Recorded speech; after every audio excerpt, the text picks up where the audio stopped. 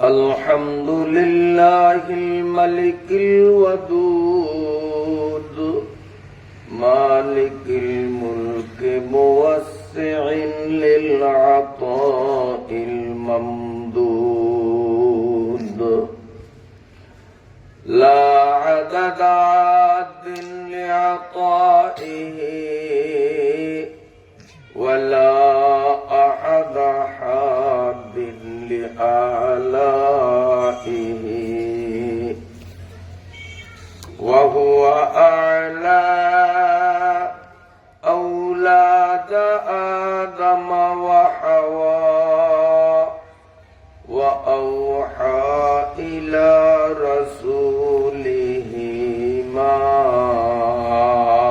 أوحى كما أوحى إلى روح الله وإلى موسى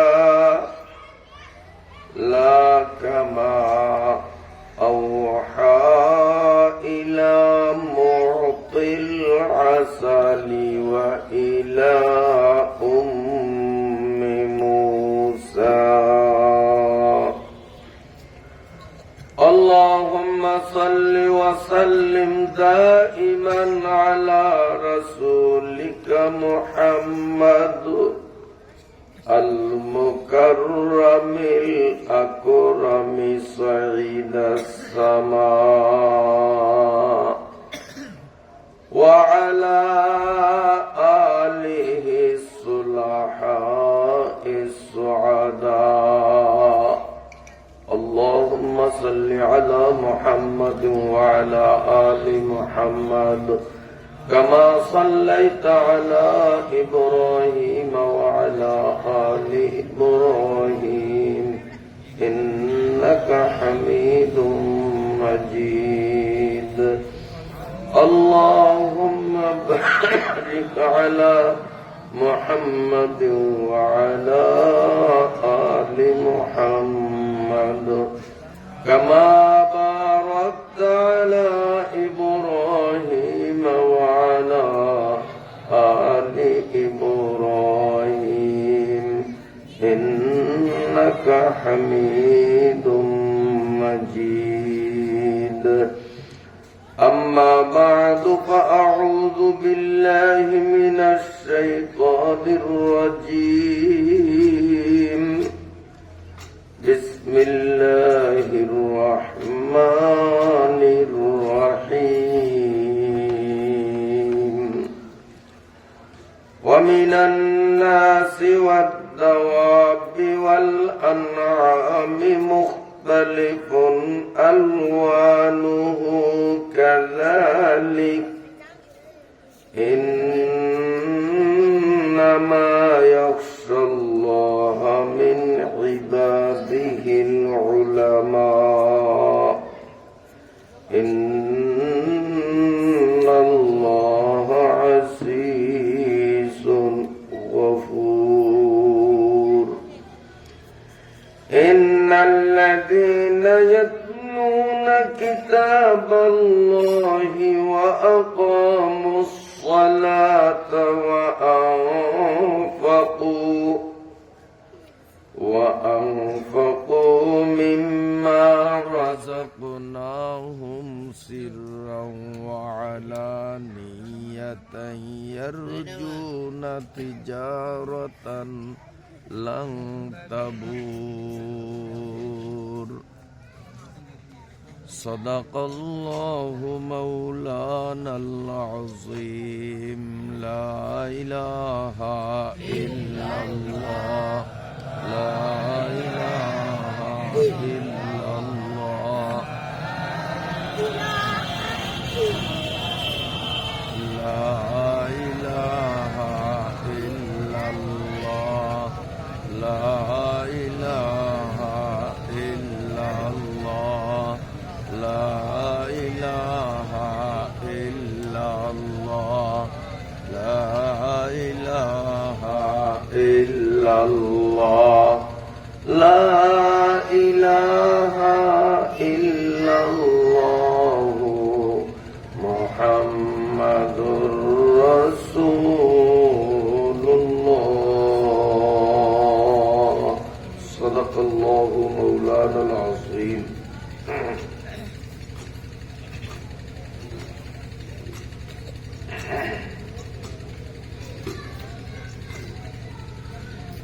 লালমোহন থানাধীন সাদাপোল মহিউসুন্নাহ কওমি মাদ্রাসার ময়দানে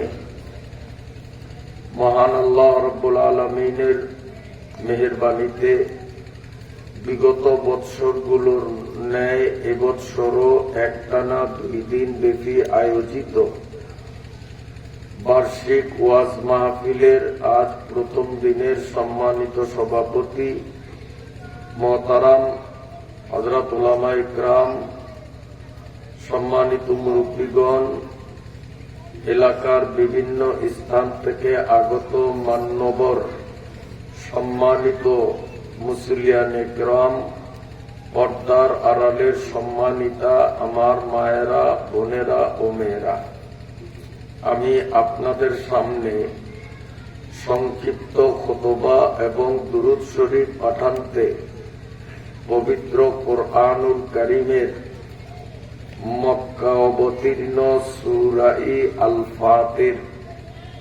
45 আয়াত ও 5 রুকু বিশিষ্ট সূরাটির 28 এবং 29 দুইটা আয়াত আপনাদের সামনে তিলাওয়াত করেছি। আল্লাহ রাব্বুল আলামিন যদি তৌফিক দান করেন, সূরা ফাতির থেকে তিলাওয়াতকৃত 28 ও 29 নম্বর দুইটা আয়াতের মর্মে কিছু কথা আলোচনা করার চেষ্টা করব ইনশাআল্লাহ।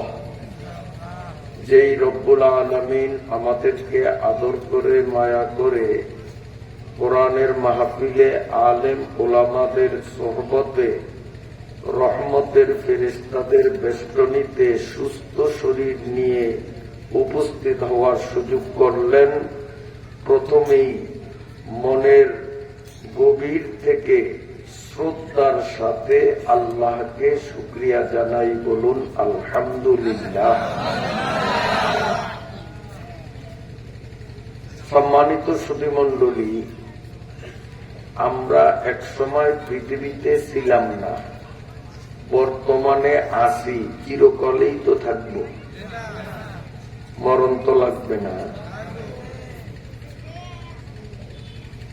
আসছি যখন মৃত্যু নিশ্চিত, মরণ লাগবে। বেশ হলো এক জায়গায় যে মরাটাই কি শেষ? একদল মানুষ মনে করে মরলেই শেষ, আর আমরা মুসলমানরা মনে প্রাণে 100% বিশ্বাস করি মরণ মানি সীমিত হায়াতের শেষ, অসীম হায়াতের শুরু। কি বলেন, ঠিক না বেঠিক? দুনিয়ার হায়াতের একটা সীমানা নির্ধারণ আছে, কিন্তু মরার পরে এমন একটা জীবন আমাদের শুরু হবে যেই জীবনের শুরু আছে শেষ নাই, শুরু আছে শেষ নাই। মরার পর থেকে কিয়ামত পর্যন্ত আলমে বরজখ কবর জগতে থাকব, এরপরে হাসর মাঠে উঠতে হবে, সেখানে বিচার আচার হবে, তারপরে কপাল পোড়াগুলো দোজখে, আর কপাল যাদের ভালো তারা কোথায় যাবে? আমরা কোথায় যাওয়ার আশা করি? আল্লাহ আমাকেও কবুল করেন, আপনাদেরকেও কবুল করেন। তাহলে হাসরের মাঠ নামে একটা কিছু আছে, এই কথার বিশ্বাস আসেনি আপনাদের? যদি এই বিশ্বাসের মধ্যে তিল পরিমাণ সন্দেহ থাকে, সে মুসলমানের কাতারে থাকতে পারে না। হাসরের মাঠে সব মানুষগুলো যখন আল্লাহর সামনে উঠবে, হাদিস শরীফের ভাষ্য মতে 3 ধরনের মানুষের দিকে আল্লাহ ফিরিয়া তাকাইবেন না, এদের সাথে কথাও বলবেন না, এবং এদেরকে পবিত্র করিয়া মাফও করবেন না, অপবিত্র অবস্থায় দুজকের মধ্যে ফেলিয়ে দিবেন। কয় প্রকারের মানুষ? সালাসাতুন, লা ইউকাল্লিমুহুমুল্লাহু ইয়াওমাল কিয়ামা ওয়ালা ইয়ানজুরু ইলাইহিম ওয়ালা ইউযাক্কিহিম। কিয়ামতের মাঠে তিন প্রকারের মানুষের উপরে আল্লাহ এত রাগান্বিত, এত গোসান্বিত হবেন, গোসার কারণে আল্লাহ তাদের চেহারার দিকে ঘৃণার কারণে তাকাইবেও না। নাউযুবিল্লাহ। তারা কথা বলতে চাইলে আল্লাহ কথা বলার সুযোগও দিবেন না, আর এদের গুনাহ খাতা মাফও করবেন না। তাহলে তাদের ঠিকানা কোথায় হবে? জাহান্নামে। এখন এই তিন শ্রেণীর লোক কারা জানার দরকার আছে নি? জানলেই তো বুঝতে পারবো যে আমি কি এই নম্বরে আছি না এই নম্বরে আছি না এই নম্বরে আছি না এক নম্বরেও নাই। যদি আমরা এই তিন শ্রেণীর মানুষকে সংক্ষেপে চিনতে পারি, আর আল্লাহ না করুক তিন গ্রুপের কোন এক গ্রুপে আমি বা আপনি যদি পড়িয়া যাই, তো আমাদের কাজ হলো আজকের মাহফিলে আল্লাহ পাকের কাছে খাঁটি মনে তওবা করব যে আল্লাহ আমি ৩ নম্বরের কোন নম্বরে থাকবো না। রাজি আছেন? আর যদি এই ৩ নম্বরের পরিচয়টা আমি দিলে যদি হিসাব করে দেখেন যে আমি ৩টার একটার মধ্যেও নাই, সাথে সাথে অন্তর থেকে আল্লাহর শুকরিয়া আদায় করতে হবে আর আল্লাহর কাছে দোয়া করতে হবে, আল্লাহ বর্তমানে তো আমি এই ৩ দলের এক দলেও নাই, মরণ পর্যন্ত যেন ৩ দলের এক দলেও না যাই, আমি যেন এর বাইরে থাকিয়েই যেন জান্নাতে যাওয়ার ব্যবস্থা পাই। আল্লাহ কবুল করেন। তাইলে ৩ নম্বর মানুষ চিনন দরকার আসেনি? এই ৩ দল মানুষ চিনন দরকার আসেনি? ১ নম্বর মুসবিলুল ইজার।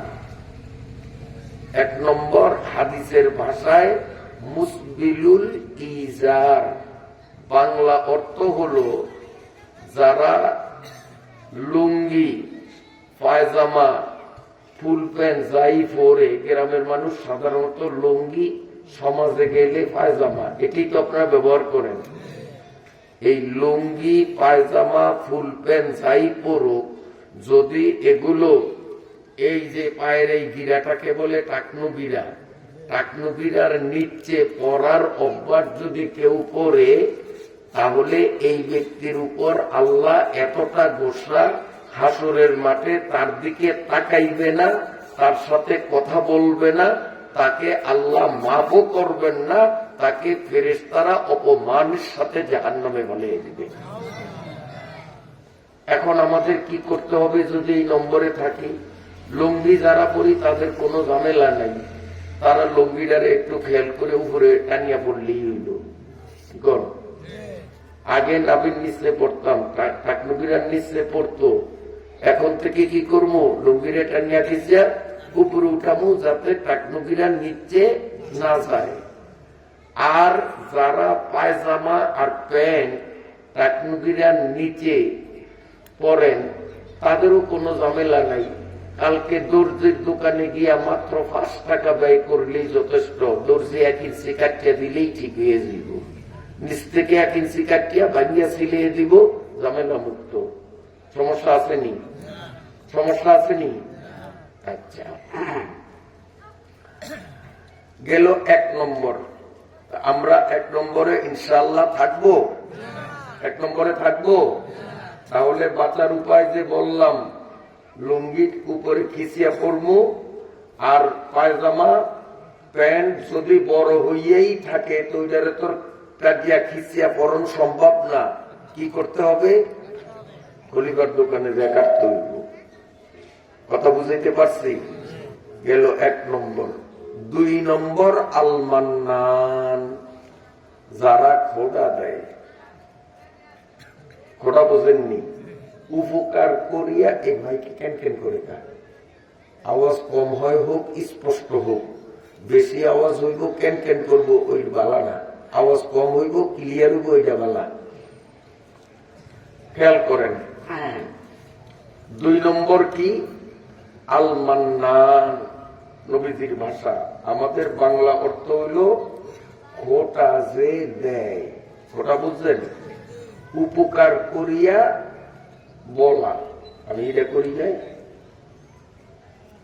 এই খোটা দেওয়ার স্বভাবটা পুরুষের তুলনায় মহিলাদের মধ্যে আমার মনে একটু বেশি।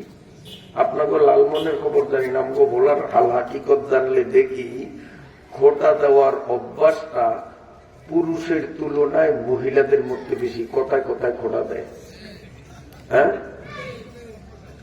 একটা মজার কথা মনে পড়ছে, তফসির আসবে সামনে, শোনেন। আপনার দেশে তো মনে হয় যৌতুক টুকটুকের ঝামেলা টামেলা নাই, বিয়া সাথীতে তো যৌতুক এই দেশও নাই, আল্লাহর মধ্যে আছে। আছে এই যৌতুকের একটা জাল আছে, কিন্তু যুবকরা ভালো করিয়া শোনো। হ্যাঁ, এক যুবক বিয়া করছে, শ্বশুর বাড়ির থেকে যৌতুক হিসাবে অনেক কিছু আনছে, তার মধ্যে খাট পালংও ছিল।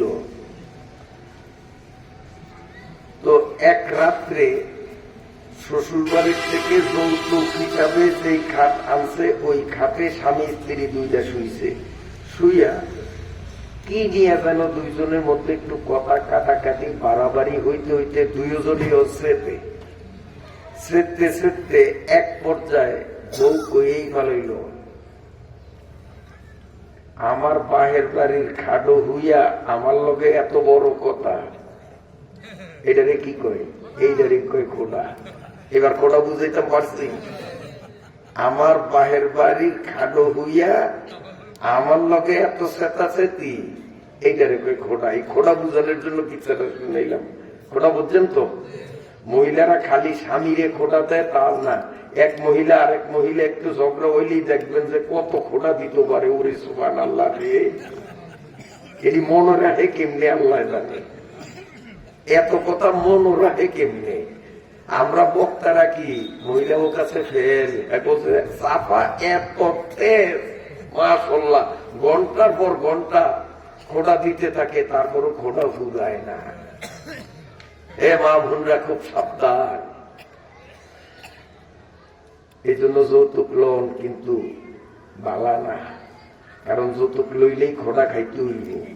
এই জন্য যুবকরা যারা এখনো বিয়া করো নাই, যৌতুকের চিন্তা বাদ দাও, বিনা যৌতুকে বিয়া করো, বউ তোমার কমান মানবো। যৌতুক লইবা, ওই বউ কন্ট্রোল করতে সমস্যা হবে, বউ খোটা খাওয়ানো লাগবে, খোটার তলে থাকা লাগবে।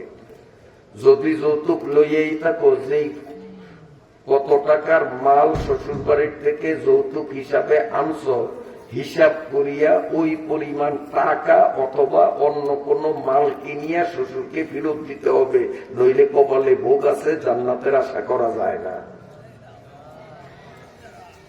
কথা বুঝাইতে পারছি? এখন খোটা তো দিয়েই বইছে। আচ্ছা, বউ যদি স্বামীর এরকম খোটা দেয়, তো স্বামীর মনটা কি কলজাটা একেবারে বড় হয় না? মনে কষ্ট পায়, মনে কষ্ট পায় না?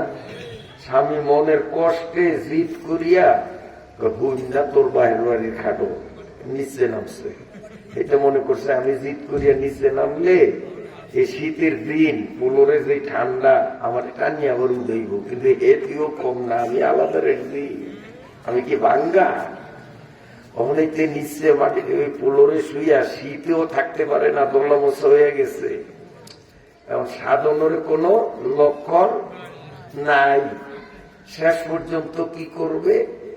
টোগাটাকে ঘরে দিয়ে যে পাতলা মালসিকাতা একখানা আছে, এইটার অর্ধেক বিছাইছে, অর্ধেক গায়ে দিছে, দিয়ে যে শুইছে, এতে কিন্তু শীত মানে না। উপর থেকেও শীতে ইমর দেয়, নিচের থেকেও শীতে কামড় দেয়, কারণ মালসিকাতা তো পাতলা। এইভাবে সারা রাত বেচারা ঘুমাইতে পারে নাই। সকালবেলা মুখ বেজার বাজারে গেছে, সাদাপুর বাজারে গিয়া চার দোকানে বসে তো বন্ধু একটা কয়, কিরে এরকম কাসকা, হিসাব কিতাব করে চলবি না? মানে বউ ফোলা হয়ে গেছে, কথা কম দেব না, বুঝে লইয়েন। বন্ধু বন্ধুরে কয়, নতুন বিয়ে করছো দেখি বেলাই নিয়ে চলবি, একটা যোগ মিলিয়ে চলতে না, এত ঠান্ডা লাগে চটকা, বুঝেন নাই? বুঝেন নাই? বলাই আছে আর ভাঙ পারবি না। কয়ে নিছে। আরে না বন্ধু, যা বুঝছো তা না। তো কি হয়েছে কো? এখন লজ্জার ব্যাপার কোনো যায় না। বোর্ড লোকে জিত করিয়া মাটি ছুইয়া কাশ হয়েছে, এটা লজ্জার ব্যাপার বলা যায়? বন্ধুও ধরছে বেতালে, কন লাগবো। শেষ পর্যন্ত না কইয়া উপায় নাই, কয় ভাই এই রাত তো গেল এইভাবে, এখন সামনের রাত কি অবস্থা হবে, আগামী রাত, এটা তো যেই বেহাঙ্গাম, এটা তো আমার হাতবো না। আর আমিও যদি নিজে বেলাজার মতো ওই খাডু উঠি, তো আমার থেকে মরিয়া যাওয়া নই বালা। এখন আমার তো মাথায় চিন্তা ধরছে যে সামনের রাত আমার কি অবস্থা, মাটি তুলি তো ওইটা আমারও যাবো।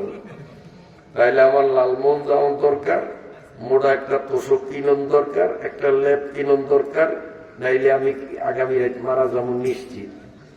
বন্ধুকে কারণ তোরা এত কদ্দরিয়া গুতাগুতি করি কস না, এখন তো কইছস বুদ্ধি দিই, তোর ল্যাপও কিনুন লাগবো না, তোষকও কিনুন লাগবো না, তোর পয়সা তোর থাকতে যাবো, আমারে খালি 2টা পরোটা খাওয়া আর একটা ডিম খাওয়া, একটা চা খাওয়া, আমি বুদ্ধি দিন, তোর ল্যাপও কিনুন লাগবো না আর তোর তোষকও কিনুন লাগবো না, আমি বুদ্ধি দিন, বুদ্ধি আমার পেটও আছে। চা নাস্তা খাইয়া আবার আমার হাটকি দিবি, বুদ্ধিটা আগে দিয়ে আনবো। কয় শোন, সামনের রাত্রে যাবি, সন্ধ্যায় বাড়ির যাবি না, যাবি একটু বেশি রেট করিয়া, বেশি রেট করিয়া যাইয়াই মেজাজটারে খুব কড়া রাখবি, রাইখাই খুব রাগ মেজাজে দরজা খোলার জন্য বলবি, তুই দরজা খুলবে, যাতে সে ভিতরের থেকে বোঝে যে আজকে ফায়ার, সে ঠান্ডা হয় নাই, খুব গরম। ঢুকবি, ঢুকতেই একটা স্লোগান দিবি খুব জোরে, দেখবি সব ব্যবস্থা হবে। দুইটা আবার কি স্লোগান? ইলেকশন তো ডাক্তার ইলেকশনও দেয় নয়, ইলেকশনের তারিখ দিছেনি তো, ইলেকশনের তো তারিখ দেয় নাই, কি স্লোগান দিন? স্লোগান দিবি এইটা যে আমার বাপের বিটিতে কারো বাপের বিটির খাট রাখা চলবে না। কথা বোঝেন না? বিটি কার বাপের না? কারো বাপের বিটিতে কারো বাপের খাট রাখা যাবে না।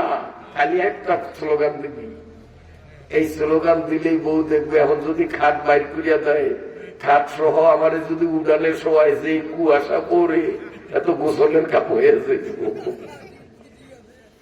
বুদ্ধি ঠিক আছে নি? মুরব্বী ঠিক আছে? আল্লাহ, ঠিক যাই রাত্রে স্লোগান তুললো, কারো বাপের ভিটিতে কারো বাপের খাট রাখা চলবে না, এই মুহূর্তে খাট বাহির করতে হবে। বউ বুঝিয়া গেছে কাম হইছে, কাম হইছে। এখন এই খাট সহ আমারে বাইর করলে ও কি ঠান্ডা খাইছে, তার চেয়েও বেশি ঠান্ডা, তারপরে জিন ফরি ভূত কত কিছুর ভয় আছে, মানিজ্যতের ভয় আছে। আস্তে যাই এই স্বামীর বাহুদেরকে আল্লাহর হস্তে মাফ করে, আর সেটা সেটি করা লাগবে না, মাফ চাইছে, মাফ করিয়া দিছে। আল্লাহ, বেহাঙ্গাম বেআক্কেল যেটি, এদিনের আবার এই ওষুধ দিতে হয়, ওষুধ না দিলে হয় না। মা বোনরা খোলা দিও না, বুদ্ধি কিন্তু শিখিয়ে দিছি, বুদ্ধি শিখিয়ে দিছি। খোটা দিয়ে এতদিন হয়তো স্বামীর মনে কষ্ট দিছে, এখন আমি স্বামী করে বুদ্ধি দিয়ে দিছি। খোটা দিলে আবার কি কইতে হইব, স্লোগান শিখিয়ে দিছি। ইনশাল্লাহ মুখস্থ হইছে না স্লোগান আপনাকে? ইনশাল্লাহ খোটা দিব না। তাইলে 3 ব্যক্তির সাথে আল্লাহ কিয়ামতের ময়দানে কথা বলবে না, তাকাইবে না, মাফ করবে না, সোজা জাহান্নামে পাঠাইবে। 1 নম্বর কারা? কয় না, ও আশ্রম আমারে দিয়ে করাইব। আরে টাকটু গিরার নিচে যারা কাপড় পরে তারা। 2 নম্বর কারা? খোটা দেয় যারা। খোটা দিবেন? কোন সময় খোটা দিবেন না। শুক্রবার দিন মসজিদে কোন কথা টোকায় টাকা ভাইটা আমার কি করবো, দেখে যে কিরে পরামর্শ ওই তেরে জিগাই, তেরে জিগা, ওই তেরে জিগা, আমার এদিকে একারও জিগায় না। ঘাটলা করার সময় 10,000 টাকা চান্দা আমি দেই নয়, আসেনি মার্কা মুসলিম, এই খোড়া একটা মারিয়া দিল, এই খোড়া একটা মারিয়া দিল। দান দক্ষিণা করার পরে যে খোড়া দেয় তার দান বাতিল হয়ে যায়। ডাইরেক্ট কোরআন শরীফের আয়াত, লা তাবতুলুস সাদাকাতিকুম বিল মান্নি ওয়াল আযা। সূরা বাকারার মধ্যে আল্লাহ বলছেন, দান দক্ষিণা করার পরে যারা খোটা দেয়, খোটা দেওয়ার সাথে সাথে দানের ফজিলত বরবাদ হয়ে যায়। খোটা দিবেন, খোটা দিবেন, গেল 2 নম্বর। আর আছে কয়জন? আর আছে একজন, এটাও কোন লাগবো? আচ্ছা, তাহলে এটাও কই। 3 নম্বর হইল কাতিউর রহিম। বাংলা অর্থ হলো যারা আত্মীয়তার সাথে সম্পর্ক নষ্ট করে। বিয়া করার পরে ভাই বোন চিনে না, শ্বশুর শাশুড়ি পাওয়ার পরে মা আর বাপ চিনে না, শালা শালি পাইলে ভাই বোন চিনে না। এই মার্কার লোক আল্লাহর রহমতে লালমোহনের নাই। ভালো করিয়া শোনো, আল্লাহ মাফ করুক, এমন কথাও আমাদের কানে আছে, বউর কান পড়া শুনিয়া যাচাই না করিয়া, বউ শাশুড়ির বিরুদ্ধে স্বামীর কাছে নালিশ করছে, একতরফা কথা শুনিয়েই মাকে অকথ্য ভাষায় গালি গুলাজি করে না। অনেক কুলাঙ্গার অসভ্য বলা পায়, মায়ের ধাক্কা থাপড় পর্যন্ত দেয়। নাউজুবিল্লাহ কন্যাকা। এগুলির সাথে কিয়ামতের ময়দানে আল্লাহ ফিরিয়াও তাকাইবে না। কথা বলতে চাইলে আল্লাহ কথা বলার সুযোগও দিবে না। এই 3টা পাপ এত বড় জঘন্য পাপ, আল্লাহর দৃষ্টিতে আল্লাহ ক্ষমাও করবেন না, যার ফলে বেইজ্জতির সাথে দোজখে যাইতে হবে। আল্লাহ তাআলা আমাদেরকে এর থেকে হেফাজত করেন। সবাই বলি আমিন, সবাই বলি আমিন। আসুন আমি আপনাদের সামনে সূরা ফাতির থেকে তিলাওয়াতকৃত সে আয়াতের ডাইরেক্ট সরাসরি আলোচনা শুরু করি। আমার সাথে মাদ্রাসা পড়ুয়া তালেব ইলমদের মতো বলুন, আউযু বিল্লাহি মিনাশ শাইতানির রাজীম, বিসমিল্লাহির রাহমানির রাহিম, ওয়া মিনান নাসি ওয়াদ দাওয়াবি ওয়াল আনআমি মুখতালিফুন আলওয়ানুহু কাযালিক। শাব্দিক অর্থ, মানুষদের থেকে, জীব জন্তুদের থেকে, চতুষ্পদ জন্তুদের থেকে আমি বিভিন্ন রঙের তৈরি করিয়াছি। মানে ছাগলের আকৃতি একরকম, কুত্তার আকৃতি আরেক রকম, গরুর আকৃতি আরেক রকম, ভেড়ার আকৃতি আরেক রকম। এটা কে করছে? এখানে আল্লাহ পাক তার কুদরতের পরিচয় দেয় যে আমার কুদরত, আমারে চিনো আমি কেমন। চতুষ্পদ জন্তুগুলো, গরু একরকম, ছাগল একরকম, কুত্তা আরেক রকম, শৃগাল আরেক রকম। এই যে দৈহিক গঠনটাকে ভিন্ন করিয়া তৈরি করার সক্ষমতা, কত অসংখ্য প্রজাতির প্রাণী আমি আল্লাহ তৈরি করেছি। আমি আল্লাহর জ্ঞান এবং শক্তি কত বেশি, এগুলি নিয়ে তোমরা কেন চিন্তা করো না? অমিনান নাস, দেখো সারা পৃথিবীতে যত মানুষ, একজনের চেহারার সাথে আরেকজনের মিল নাই। এর চেহারা আমার চেহারা কি একরকম? আপনার চেহারার সাথে আরেকজনের চেহারা, এক মায়ের পেটের থেকে 4টা পোলা জন্ম নিয়েছে, 4টার চেহারা সমান সমান না বেশ কম আছে? বেশ কম আছে। একটা মুরগির পেটের থেকে 10টা ডিম বাহির হয়েছে, সেখানে কিন্তু বেশ কম নাই, ডিম সবগুলি একরকম। কিন্তু এক মায়ের পেটের থেকে 5টা ছেলে বাহির হয়েছে, 5টার চেহারা 5 রকম। এটা কে করছে? কে করছে? আল্লাহ বলেন আমি এত বড় কুদরতের মালিক, আমি যখন এত বহু জাতের বহু আকৃতির প্রাণী বানাইতে সক্ষম। আবার এক জাত মানুষ, এই মানুষের চেহারা প্রত্যেকেরটা ভিন্ন, একজনেরটার সাথে আরেকজনেরটা মিল হয় না। আমি কোটি কোটি অসংখ্য মানুষকে অসংখ্য রকমের চেহারা দিয়া তৈরি করার সক্ষমতা যখন আছে, তো মরার পরে হাসরের মাঠে আবার তোমাদেরকে নতুন করিয়া জীবিত করিয়া উঠাইবার মতো শক্তিও আমার আছে। এই আয়াত দিয়ে আল্লাহ এইটা বুঝাইছেন। সেই প্রসঙ্গেই হাসরের মাঠ সম্পর্কিত নবীজির ছোট্ট একটা হাদিস, 3 ব্যক্তি সম্বন্ধে নবীজি বলে গেছেন, আমি আপনাদেরকে শুনাইছি। এবার বলেন, আয়াতের সাথে হাদিসের সাথে সংযোগ আছে না নাই? এরপরে আল্লাহ বলেন, ইন্নামা ইয়াখশাল্লাহা মিন ইবাদিহিল উলামা।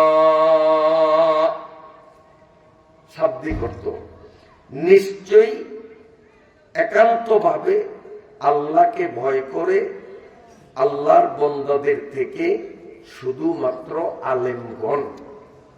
কি বুঝলাম? আল্লাহ কোরআনের সূরা ফাতিরের 29 নম্বর 28 নম্বর আয়াতের মধ্যে দাবি করলেন যে পৃথিবীতে যত মানুষ বসবাস করে সমস্ত মানুষের মধ্যে আমি আল্লাহকে বেশি ভয় করে আলেমগণ।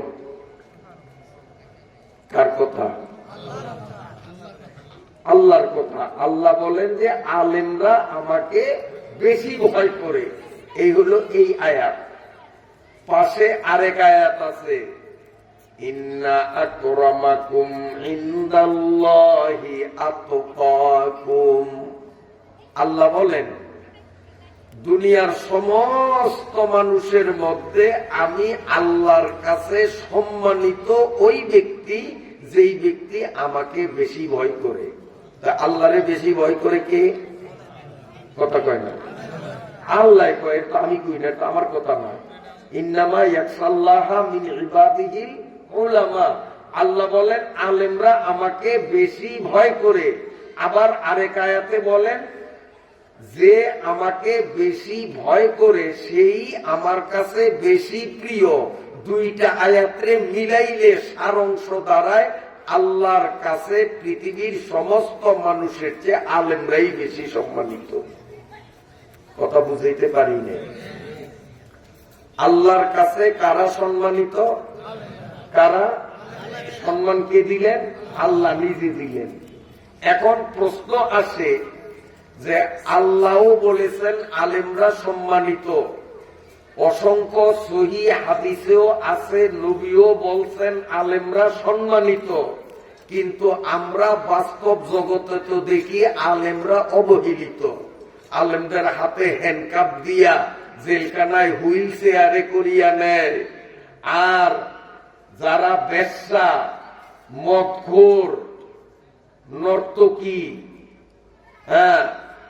এই সমস্ত পাপিনী, এদেরকে ফুলের মালা দিয়া জামিন দেয়।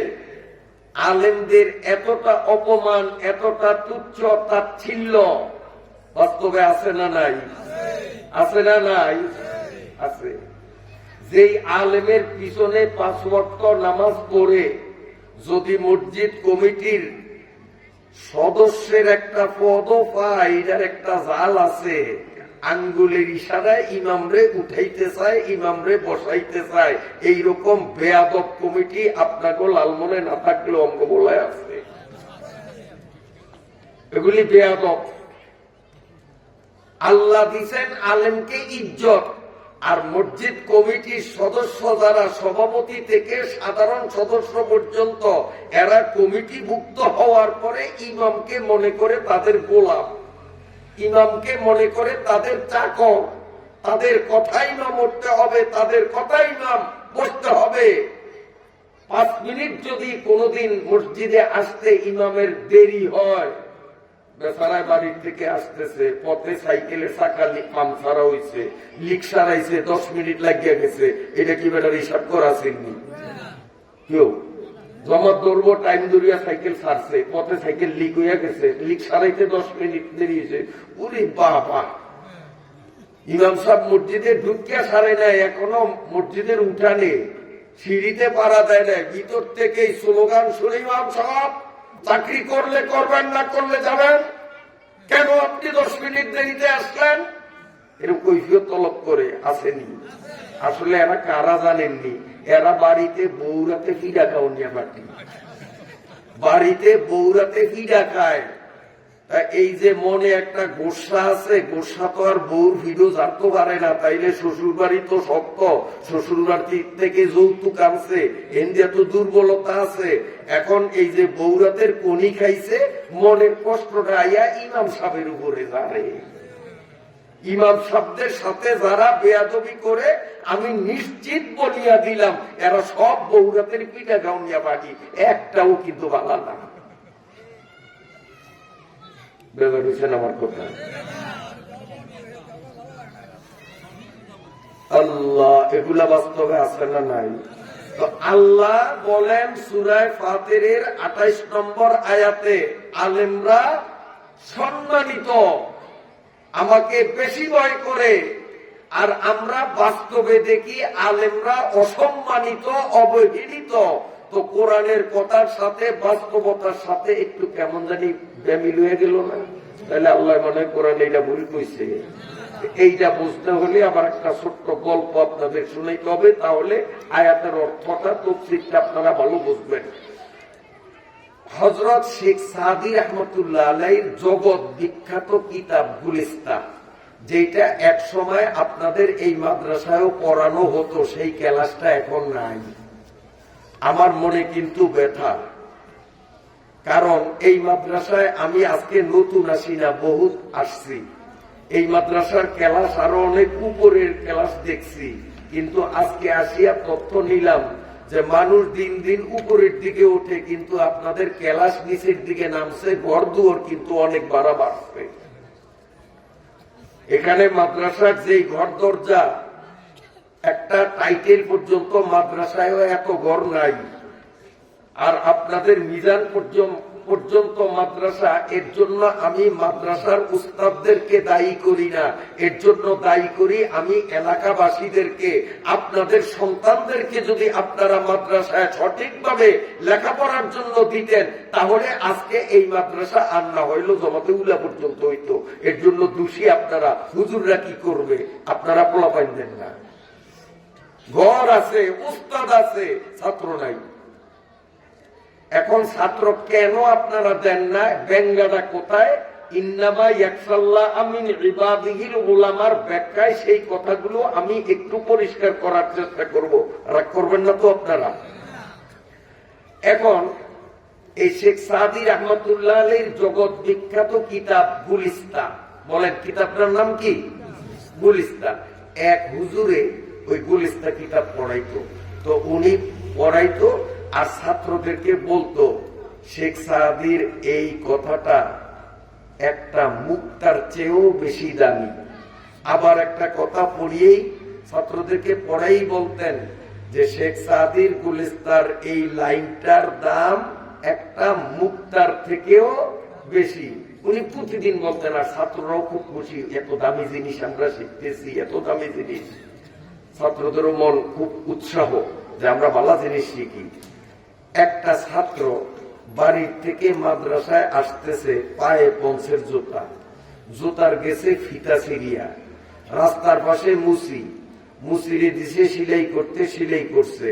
সিলাই করার পরে ভাই জুতা হইছে, হইছে, দাও 2 টাকা দাও। ও ভাই আমার কাছে তো টাকা নাই, তবে গুলিস্তা আমি পড়ি, গুলিস্তার এক একটা লাইনের দাম একটা মুক্তার চেয়েও বেশি। আমি তোমারে গুলিস্তার কয়েকটা লাইন শিখিয়ে দেই, তুমি আমার জুতাটা দাও। মুসি কয়, তোমার গুলিস্তা বসে তা আমি চিনি না, বুঝি না, আমারও তো মনি মুক্তা লাগবো না, আমার 2 টাকা দাও, নাইলে জুতা কিন্তু আমি বাক্সায় বললাম জুতা আমি দিব না।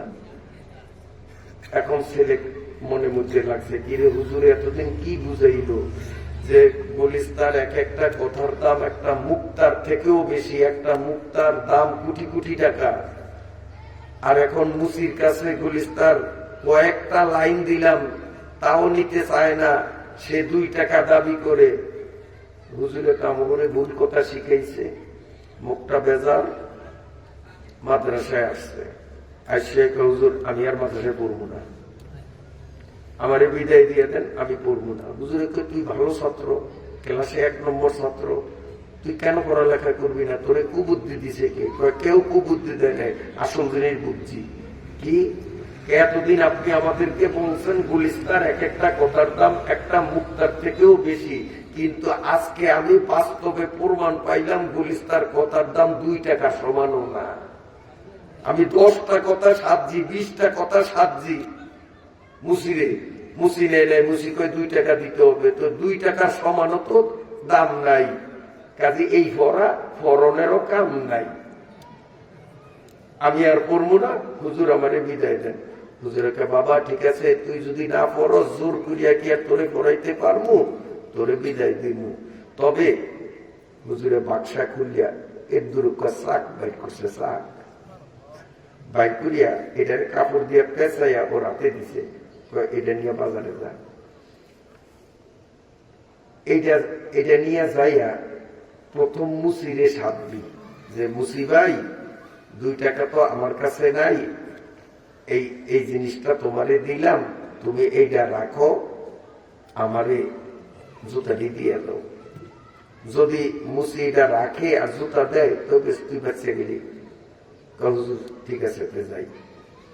যদি জুতা না দেয়, জুতা যদি না দেয়, মুসি যদি না রাখে, তো তুই একবারে টাউনে যাবি, লালমন শহরে উঠবি, শহরে উঠিয়া সবচেয়ে বড় স্বর্ণের দোকান কোনটা খুঁজিয়া বাইর করবি, বাইর করিয়া ওই দোকানের কর্মচারী না মালিককে জিজ্ঞাসা করিয়া মালিকের কাছে যাবি, যাই মালিকের কাছে যাই বলবি যে চাচা আমি এটা বিক্রি করুম, এটার দাম কত, কত দিবেন। কিন্তু তুই কিন্তু সে দাম যতই বলুক বিক্রি করবি না, তুই বিক্রি করবি না। তো ও মুসির কাছে গেল, যাই মুসির কয় এই আপনার এই জিনিসটা দিলাম, এটা একটা মুক্তা, 7,000 ধন, আপনি আমার জুতা দিয়ে দেন। মুসি কয় একবারে আবার আমার হাতে যদি এটা দেয় তো এটা তো মাথা ফুলিয়ে দেন মারিয়া, আমি পাত্তর মাত্তর দিয়ে কি করবো, আমার এই পাত্তর মাত্তরের দরকার নেই, আমারে 2 টাকা দিয়ে জুতা নে, নইলে সর, তখন মাথা ফুলিয়ে দেন পাত্তর দিয়া। মুসি গ্রহণ করে নেই। গুলিস্তাও খাটলো না, পাত্তরও খাটে না, তো স্বর্ণকারদের গেলে বুঝি খাটবো, মুসিদারেই খাটে নয়, না গেলেও তো হুজুরের লগে বেয়াদবি হয়। যাই চাই বাজারে গেছে, স্বর্ণের দোকানে ঢুকিয়া জিজ্ঞাসা করছে মালিককে, হ্যাঁ দেখো ওই যে উনি টোটলাটা খুলছে, খোঁজে তার হাতে লইয়া ওটারে ছাইয়া কষ্টি পাথর দিয়ে ঘষা দিয়ে কমনু এটা বেচবা, বেচবো। কত? আমনে দাম কম, 1 লাখ টাকা দেব। 1 লাখ টাকা আজকের কথা না, আরো বহু 1 লাখ টাকা, তখনকার 1 লাখ টাকা, এখনকার কয়েক কোটি টাকা। 1 লাখ টাকা দেব। জি না, জি না, দেন আমার পাত্তর আমাকে দেন, বেচবো না। 2 লাখ টাকা দেব। 2 লাখ টাকা দেব, দিয়ে তোরে ঠকানি না, কারণ না ভাই ওগুলো আপনি বাড়াবাড়ি করেন, আপনি আমার পাত্তর মারে দেন। এরকম মূলাইতে মূলাইতে 7 লক্ষ টাকা বলেছে যে নগদ ক্যাশ দেব, 7 লক্ষ টাকা দেব, তবু আমারে দেব, 7 লক্ষ টাকা দেব। তখন ছেলেটা বলেন যে ভাই মালিক তো আমি না, এটার মালিক হুজুর, হুজুর বলছে যে আমি শুধু দাম কত ওঠে এটা দেখার জন্য বেচার পারমিশন দেয় না, কাজে যার মাল তার অনুমতি ছাড়া বেচতে পারি না। কয় তুমি তোমার হুজুরের বুঝে কইও 7 লাখ টাকা নগদ ক্যাশ দিয়ে দিব, আমার এনে দেয় আইসে আয়াকা হুজুরে এই ঘটনা। হুজুরকে কিছু বুঝছো? কি বুঝলাম? তোকে কিছু হলো বুঝোস নয়। মুসি ও মুক্তার মূল্য কি বুঝবে? মুসি মুক্তার মূল্য কি বুঝবে? এই জন্য তোর কপাল ফুলিয়ে দিমু, তুই পাথর নে, আমারে 2 টাকা দে। আর ও 1 লাখ টাকার থেকে মুলাইতে মুলাইতে 7 লাখ টাকা মুলাইছে। তুই যদি 10 লাখ চাইতি, আমার মনে হয় তাও 10 লাখ টাকা ও সে দিয়া কিনতো, কারণ সে ওইটা চিনছে। কদরে জর জর গর্বে দানাত ইয়া বেদানাত যাও আরি, কদরে জর জর গর্বে দানাত ইয়া বেদানাত যাও আরি, কদরে গুল বুল বুল বেদানাত ইয়া বেদানাত সাপরি। মুক্তার দাম তো চিনবে স্বর্ণকার, মুসির মুক্তার দাম চেনার যোগ্যতা মুসির মাথায় নাই। ইন্নামা ইয়াখশাল্লাহা মিন ইবাদিহিল উলামা। কোরআনের আলেম, কোরআনের হাফেজ যারা, এরা হলো মুক্তা।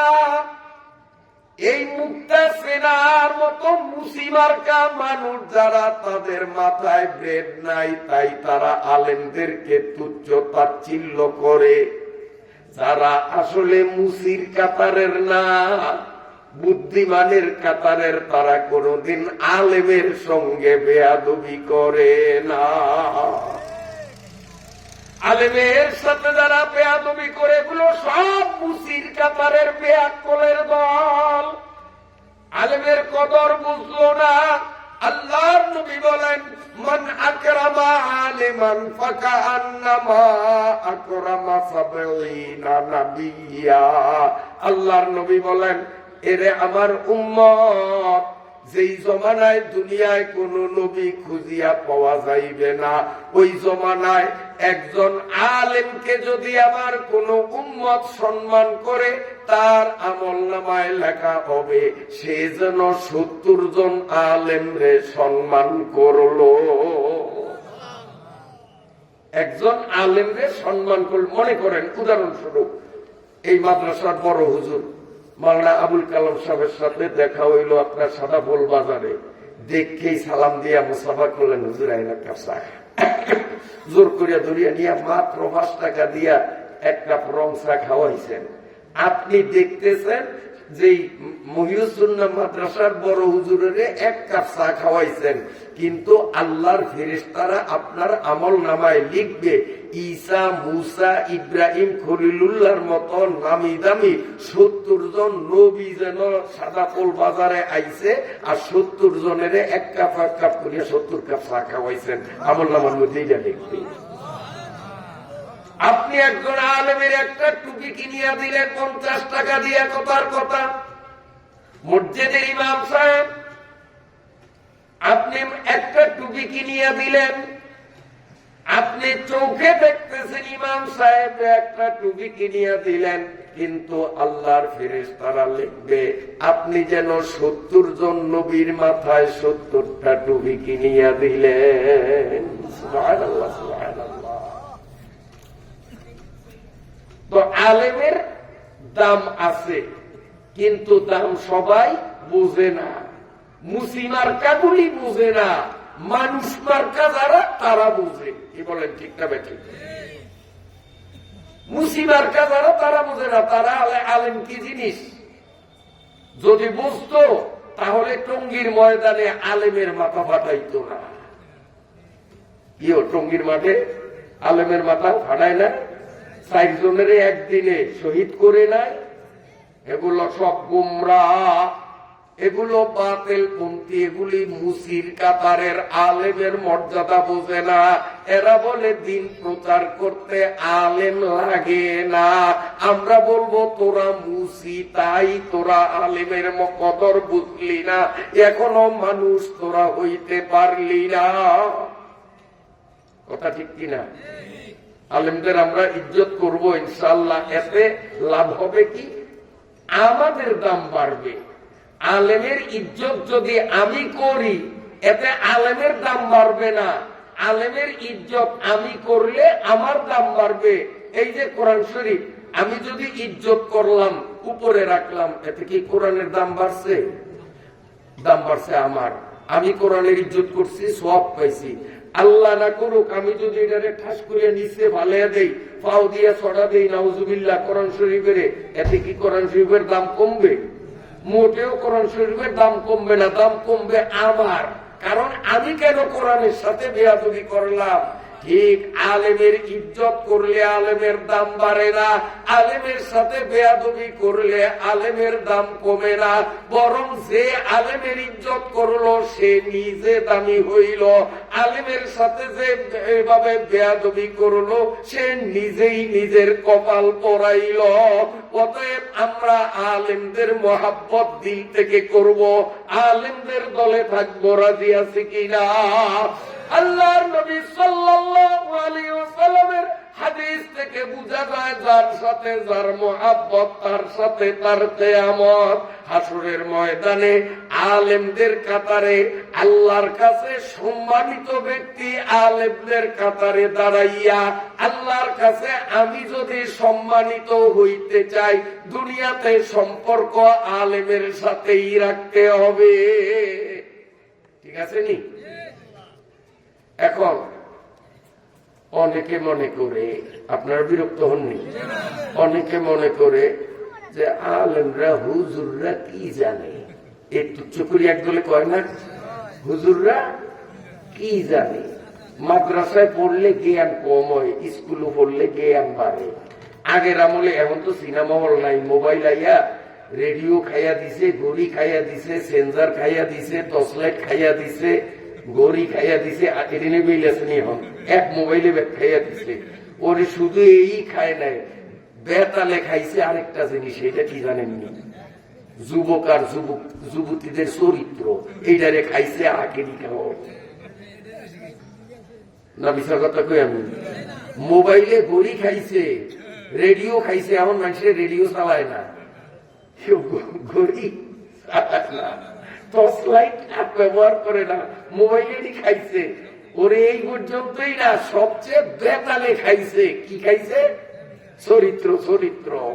মোবাইলরা সাইয়ে মলেকদা একই, মোবাইলরা সাইয়ে মলেকদা একই, তর্কে আলা জিম্বে বায়াত আয় আমি, মোবাইলরা মারে কাতিল মিসুমার তাতুয়ানি আজ মোবাইল কুন হাজার মারে কাতিল সোয়ে গোরেস্তা বুরাত, মোবাইলা তো সোয়ে জাহান্নাম বুরাত।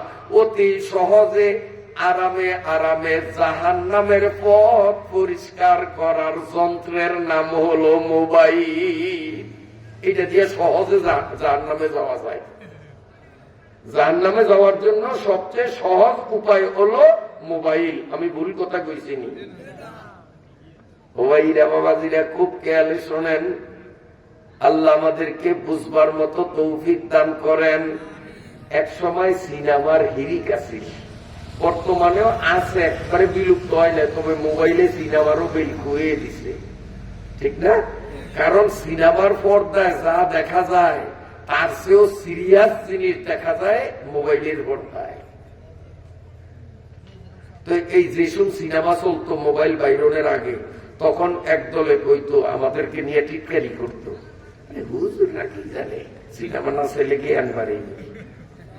মুরব্বীরা কোন এরকম একটা যুগ গেছিলনি, যুবকরা আম করে টিটকারি দিত, আরে হুজুররা কি করছে, হুজুর মাথায় গিলু আসেনি, সিনেমা না চাইলে জ্ঞান বাড়েনি। ইরে সিনেমা চাইয়া কি যে জ্ঞান বাড়ছে, কি যে জ্ঞান বাড়ছে। আমি একটু জ্ঞান বাড়নের হদিসটা আপনাকে সামনে দেখাই।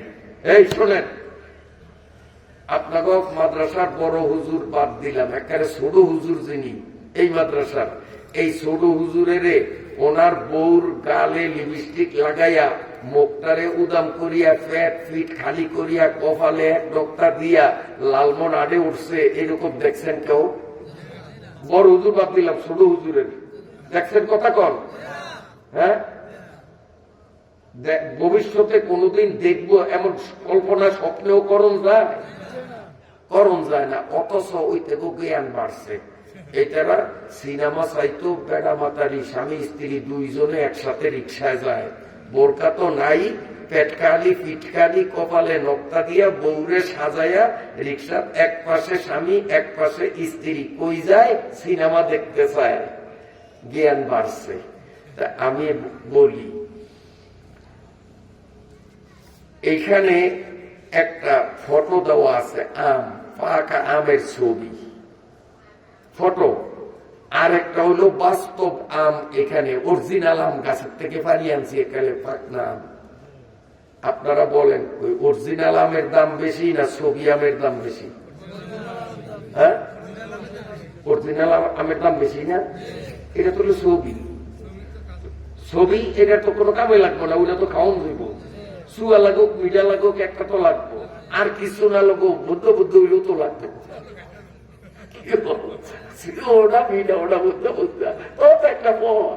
কিন্তু ছবির জায়গা এটা কোনো কামে লাগবো? এইবার আসেন বন্ধুরা, সিনেমা চাইয়া তোমাদের জ্ঞান বলে বাড়ছে, কদ্দুর বাড়ছে আমি দেখাই। সিনেমার কারে চায়, শাবানারে চায়, শাবনুরের চায়, ইয়া বলে যেসব সিনেমা চলতো, শাবানার মাজা ডুলানি, শাবরুনের নাচনি কুদনি, এটি চাইতো। কত ঢাকার থেকে শাবানা শাবনুরে আয়া লালমনের সিনেমায় নাচানাচি করতো না ছবিটা? এ কথা কয় না? ছবিটা না আসলটা? তো ছবিটাই যে সিনেমার মালিকে যে দেখায়, আর তুমি তোমার বৌরলিয়া চাইতে যাও, আসলটা চাইতে যায় না নকলটা চাইতে যায়? কারণ আসল শাবনুর ঢাকার থেকে কিন্তু লালমন আইয়ে নয়, আইসে তার ছবি ক্যামেরা করিয়া, ছবিটারে আনছে ভিডিও করিয়া। হ্যাঁ, এখন সিনেমা হলের মালিক টিকিট ছাড়া ফ্রি দেখায় না টাকা দিয়া টিকিট কিনা লাগে? তাহলে তুমি ছবির দাম দিলা, ছবি চাইলা টাকা দিয়া, আর তোমার রিক্সার পাশে ল্যাংডা পোঙ্গা করিয়া তোমার বউডারে লইয়া যে আগে উঠতে আসো, এইটা কি ছবি না অরিজিনাল? না এটা কি ছবি বউ না অরিজিনাল বউ? তো অরিজিনাল বউ এই লালমোহনের রাস্তার দুই পাশের থেকে অন্তত 1 লক্ষ বখাটে যুবক যুবতীরা তোমার অরিজিনাল দ্বারে দেখছে। কয়জনের থেকে কত টাকা লইছ? কথা কয় টাকা? টাকা পাইছে না মাগনা দেখাইছে? তো তোর অরিজিনালটা তুই মাগনা দেখাইলি, আর লালমোহন সিনেমা হলে যে নকলদারে পয়সা দিয়া চাইলি। তোর মতো পাগলের ভাবনা যে কেন নেয় না আমার তো মাথায় ধরে না। এর বুদ্ধি আছে না গেছে? কারণ ওর নকল চায় পয়সা দিয়া, আর অরিজিনাল দ্বারে দেখায় মাগনা। ওর থেকে বড় পাগল, ওর থেকে বোকা, ওর থেকে বুদ্ধিহীন মানুষ আল্লাহর জগতে আর হয়? তো সিনেমা চাইয়া জ্ঞান বাড়ছে না কমছে? আর হুজুররা সিনেমা চায় না, জ্ঞান বাড়ছে যে আমার অরিজিনালটা আমি মাগনা দেহামু, পয়সা দিলেও তো দেহামু না। কন্ত আপনারা যদি 2 কোটি টাকা দেন মাওলানা আবুল কালাম সাহেবরে, আর বলেন যে হুজুর আমনের ব্যক্তিগত 2 লাখ টাকা দিলাম, আর এখানে 5 তলা বিল্ডিং আমার নিজের হালাল টাকা দিয়ে করিয়া দিব, তবু আমনের বউর মুখটা একটু সামু দেয়াইব নি? এ কালাম হুজুরে দেয়াইব কেন? কেন? জ্ঞান আছে যে আমি অরিজিনালটা মাগনা দেখানো তো দূরের কথা, গোটা পৃথিবী আমার দিলেও তো আমার অরিজিনালটা আমি পরপুরুষের দেখাবো না। তার জ্ঞান আছে এই জন্য। আর ওই পাগল গুলোনের জ্ঞান না থাকাতে ছবি চায় পয়সা দিয়া, আর নিজের অরিজিনালটারে দেখায় মাগনা। এগুলার মতো বোকা, এগুলার মতো বেআক্কল আল্লাহর জগতে হয় না। আমার কথা আপনারা বেজার হয়েছেন মনে হয়? হ্যাঁ, মাদ্রাসা পড়লে হুজুরও কি, হুজুরও গাক করো নাই, হুজুরও বুদ্ধি নাই, হুজুরও বুদ্ধি নাই। এই জন্য মাদ্রাসা আপনারা পোলাপাইন দেন নয়, যার কারণে ঘর দুয়ার হচ্ছে কিন্তু ছাত্র নাই। আজ এখানে মেসকাত পর্যন্ত ক্লাস চলতো, যেই ঘর দরজা দাওরায় হাদিস পর্যন্ত ক্লাস চলার মতো পরিবেশ। এর জন্য 1 নম্বর দায়ী আপনারা দেন নয়। মনে হয় ওই চিন্তায় আছেন যে মাদ্রাসায় পড়লে গিলু নষ্ট হয়, মাদ্রাসায় পড়লে সালাক হয় না। তো হয় না, না হয় আমি একটু আপনাদের দেখাই। আপনারা জানেন হাদিসে আছে, ওয়াজে শুনছেন, রাসূলুল্লাহ সাল্লাল্লাহু আলাইহি সাল্লাম মক্কার থেকে আল্লাহর হুকুমে আবু বকরের সাথে নিয়ে যেই রাত্রে পলাইয়া হিজরত করিয়া গোপনে মদিনার উদ্দেশ্যে গেছে, নবীজির বিছনার উপরে কারে সহায়তা হয়ে গেছে কইতেন পারেন? কারে কারে কারে? আলী রাদিয়াল্লাহু তাআলা আনহু। আলী রাদিয়াল্লাহু তাআলা আনহু একবারে কম্বল মুড়া দিয়ে শুয়ে রইছে, কাফেরিয়ারা ঘরটারে ঘেরাও দিছে। সকালবেলা ঘরে যাই কম্বলের উপর থেকে কূপ দিবে মোহাম্মদ মনে করিয়া, কিন্তু আলী মরিয়া যাবে। আলী নিশ্চিত যে মোহাম্মদ মনে করি আমারে কোপ দিব, আমি মরিয়া যাবো। আমি এক আলী না, কোটি আলী মরিয়াও যদি একা মোহাম্মদের জীবন টিকে, তা আমাদের মরণটা সার্থক মরণ। তারা নবীকে এত ভালোবাসতেন। তো এখন আলী তো ওই কম্বল মুড়া দিয়ে শোয়া, বেলা বাজে 8টা। এই কাফিরিয়ানি সারা রাত কুয়াশার মধ্যে, শীতের মধ্যে ঘরের চারিপাশে দিয়ে ব্যারিকেড দিছে, দিয়া সকাল 8টায় বেরিয়ে উঠছে। তখন দুয়ার ভাঙ্গিয়া ঘরের মধ্যে ঢুকছে, ঢুকিয়া এখন রেডি করছে তলোয়ার, কোপ দিব, ওই কম্বলের উপর তলে কোপ দিব, কম্বল সহ কাটবো। আবু জেলে খপ করে হাত ধরছে। এই এমনি কোপ দিলে এটা একটা কাপুরুষত্বের মতো হয়, ঘুমন্ত ব্যক্তিরে মারণ। দুনিয়াতে আমাদের ইতিহাস বলিয়া মানুষ আমাদেরকে লজ্জা দিবে যে ঘুমন্ত মানুষের হত্যা করছে, আমাদেরকে কাপুরুষ। এই জন্য ওরে ঘুমোতে উঠাও, মোহাম্মদের ঘুমোতে। এরা তো মনে করছে মোহাম্মদ শুয়ে রয়েছে, আসলে শুয়ে রয়েছে কে? কাজে আমরা ঘুমন্ত মানুষের মারবো না, মোহাম্মদের উড়াও, জায়গায় উড়াও। উড়ে তারে প্রস্তাব দেব যে তুমি কোরআন প্রচার, দিন প্রচার, এলেম চর্চা বাদ দিবা কিনা কও, নইলে কল্লাটা ফালে দেব। তো অত শিকার হইব না, বাস তারপরে আমরা বীরের মতো কোপ দিয়া কল্লাটারে ফালে দেব। আমাদের ইতিহাসে একটা গৌরব থাকবে। ঘুমন্ত মানুষ পারলে তো আমরা গৌরবহীন হয়ে যাই। সবাইকে হারা নেতা, এটাও তো একটা বুদ্ধিমানী কথা। এখন কম্বল টান দিছে, কম্বল টান দিয়ে এখন কারে দেখে মোহাম্মদ শুয়ে দিছে কে? এখন মুহের দিকে হারের পোষ খেলাম কাল দিয়া, সারা রাইতে কুয়াশার মধ্যে বিজলাম কি জন্য, কি হইল? এখন আবু জেহেল আয়া বসায় থাকতে, গাড়ি মোহাম্মদ কই, মোহাম্মদ কই। এখন আলী যদি কইয়া দেয় যে মোহাম্মদ ওইখানে আছে, তাহলে এরা দৌড়ে হেনে যে মোহাম্মদের ধরবো না? আলী কইব? মনে করেন কইব? নিজে মরণের জন্য প্রস্তুত হয়ে শুইছে, সে এখন কি মোহাম্মদের ঠিকানা দিব? এই জন্য আলী দেখলো যদি আলী কয় যে আমি জানি না, তাইলে ওই মিথ্যা কথা। কারণ নবীজি কোন জায়গায় আছে আলী লোকে পরামর্শ করিয়া গেছে যে রাত্রে অমুক জায়গায় থাকবো, ওইখান থেকে সকালে আবার অমুক জায়গায় এমনি এমনি মদিনায় যাবো। এটা আলী লোকে সব কবরই হয়েছে, পরামর্শ হয়েছে, আলী তো জানে। এখন আলী যদি কয় আমি জানি না, মোহাম্মদ সাল্লাল্লাহু আলাইহি ওয়াসাল্লামের জান বাঁচানোর জন্য যদি আলী মিথ্যার আশ্রয় নিয়ে যদি বলে যে আমি জানি না, তো কথাটা মিথ্যা হয় না? কিন্তু আলী তো চিন্তা করছে আমি মুসলমান, আর মুসলমান তো মিথ্যা কথা বলতে পারে না। আর এখন হইল মিথ্যা কথা না কইলে মুসলমান হন যায় না। এখন হইল কিছু জমানা উল্টাইয়া উল্টায় নাই। ছোট কালে শুনছি বাতির তলে অন্ধকার, আমনগো তো শাস্ত্রী কথা এটা, সেরাগের তলে অন্ধকার, বাতির তলে অন্ধকার। কিন্তু জমানা গেছে উল্টাইয়া, এখন কিন্তু বাতির উর্ফে অন্ধকার। এই যে বাতিটা চলে, এটার উপরে অন্ধকার, তলে আলো। এই যে কারেন্টের বাতিগুলি উপরে অন্ধকার না? আগে বলছি সেরাগের তলে অন্ধকার, আর এখন কি সেরাগের উপরে অন্ধকার। কারেন্টের বাতির উপরে অন্ধকার না? আল্লাহ আল্লাহ আল্লাহ মাফ করুক। যাই হোক, তো কোন কথায় ছিলাম? হযরত আলী চিন্তা করলো যে আমি তো মুসলমান, আর মুসলমান তো মিথ্যা কথা বলতে পারে না, আর সত্য কথাও তো বলা যায় না।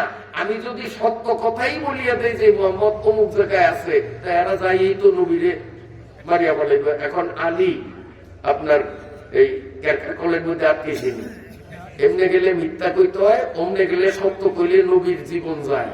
এখন তো উনি কেরকা গেলে আটকাইছে। এখন আলিয়ে কয়, এই নেতা, এই নেতা, আমারে জিজ্ঞাসা করো কা মোহাম্মদ কই? সারা রাত পাহারা দিছো তোমরা, আমি কি ভাড়া দিছি? আমি তো ঘুমিয়ে রয়েছি। পাহারা দিছো তোমরা, আমি না জিজ্ঞাসা করবো মোহাম্মদ কই আমার? তোমরা আমার মোহাম্মদের সন্ধান দাও, আমারে জিজ্ঞাও কা। যেই জিজ্ঞাসা করবো আমি, উল্টে আমারই জিজ্ঞাসা করো বেকুবের মতো। মোহাম্মদ কই? শিগগির আমারে কও, আমারে কও মোহাম্মদ কই? তোরা তো মোহাম্মদের ঘর পাহারা দিয়া রাখছ। ব্যক্তির চৌকে আমদানি দিয়া আল্লাহ নবী চলিয়া গেছে। ওমা রমাইতা ইজ রমাইতা ওয়ালাকিন্নাল্লাহ রমা। আল্লাহর নবী এক মুঠ মাটি নিয়ে ছিটিয়া দিয়েছেন, আল্লাহ ওদের চোখের মধ্যে ওই ধুলা পৌঁছাইয়া দিলেন। সব কয়টা চোখ দুলতেছে, আল্লাহর নবী ঘর থেকে বাহির হইয়া গেছে। আমার ভাইরা বাবাজিরা, হযরত আলী রাদিয়াল্লাহু তাআলা আনহু এই যে উত্তরটা দিলেন, আপনাদের কাছে উত্তরটা পছন্দ হয়েছে? এই নেতা বেকুবের মতো আমারে জিজ্ঞাসা করো, আমি না জিজ্ঞাসা করবো যে মোহাম্মদ কই, কারণ আমি কি পাহারা দিছি নি? পাহারা দিছো তোমরা, আমি তো ঘুমিয়ে রয়েছি। আমি এই বুদ্ধি খাইলো কই?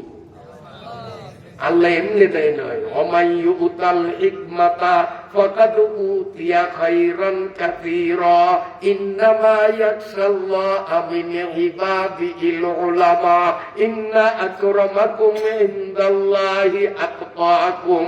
এই তিন আয়াত অংশ বিলাইলে বোঝা যায় কোরআনের জ্ঞান যার মধ্যে, অসীম জ্ঞান তার মধ্যে। হযরতে আলীর মধ্যে কোরআনের এলেম, হাদিসের এলেম ছিল, যার কারণে সময় মতো উপস্থিত তিনি কথা বলতে পারছে। জ্ঞান না থাকলে কথা বলতে পারতো? তাইলে কোরআনী শিক্ষায় শিক্ষিত হইলে জ্ঞান বাড়ে না কমে? জ্ঞান বাড়ে না কমে? আচ্ছা, আসেন আরেক দিনের ঘটনা। রাসূলুল্লাহ সাল্লাল্লাহু আলাইহি সাল্লামের উপরে তাব্বাতিয়াদা সূরা যখন নাযিল হইছে, আর এই তাব্বাতিয়াদা সূরার মধ্যে আল্লাহ জবর গালিয়াইছে। নবীজির চাচা হয়, আবার বেয়াই হয়, আপন বেয়াই, সাক্ষাৎ বেয়াই, তাও ডবল বেয়াই। নবীজির দুই মায়া বিয়া দিছে আবু লাহাবের দুই ফোলার কাছে। যখন ওই তাব্বাতিয়াদা সূরার মধ্যে আল্লাহ আবু লাহাবের আর আবু লাহাবের বউ উম্মে জামিলের দোলাই দিছে, গালি দিছে, এইটা তো আবু জেহেল সহ্য করতে পারলো না, আবু জেহেলের বউ সহ্য করতে পারলো না। আর আবু জেহেলের বউ এইটা ছিল একটু উগ্র টাইপের, আমার দিকে চান, এইটা মোড়া লাড়ি একটা লইয়া গামছা একটা মাজার বান্ধিয়া বেড়ার মতো, বুঝলেন, মোস্তানের মতো মাজার গামছা বান্ধিয়া এখন লাঠি তাওয়াইতে আইতেছে, আর অকথ্য ভাষায় আমার নবীকে গালি দিতেছে যে ওরে মাথা ফাটাইয়া দুনিয়া থেকে বিদায় করিয়া দেব। এইটা দেখতেছে আবু বকর।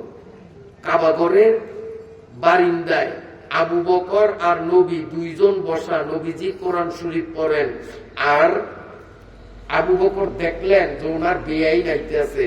তখন কয়, হুজুর হুজুর কথা শোনেন কি, একদিকে আপনার বেয়াই, আরেকদিকে আপনার শাসি, আর শাসি হলো মা তুল্য, মার খেলাছেন না, একদিকে বেআইন, তো বেআইন হলে তো বেআইন সমান সমান, কিন্তু উনি তো আরেক হিসাবে আপনার শাসি, তো শাসি তো মায়ের মর্যাদার, তাহলে সে আপনার মুরব্বী।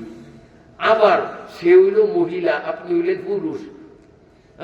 তো মহিলা আপনারে ফিরাইলে আপনি তো উল্লে মহিলারে কিল দিতে পারবেন না, এটা তো অসম্ভব। এটা সমাজের বিচারে আপনি ঠকবেন না, জিতবেন।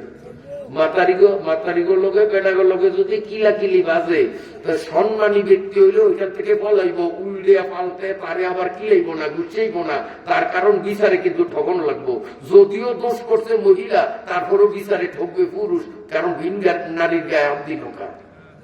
এখন আবু বকর বুদ্ধি দেখে, হুজুর হুজুর তাড়াতাড়ি আপনি বলান, কারণ এই মহিলা আইব, আই আপনারে দিব বাড়ি, আপনি মা হিসাবে শাশি হিসাবে সম্মান করিয়া বাড়ি দিতে পারবেন না, আবার মহিলা মানুষ সেই হিসাবে পাল্টা অ্যাকশনও নিতে পারবেন না, একতরফা বয়ে বয়ে মাই খাওয়া লাগবো, তার চেয়ে হুজুর তাড়াতাড়ি বলান।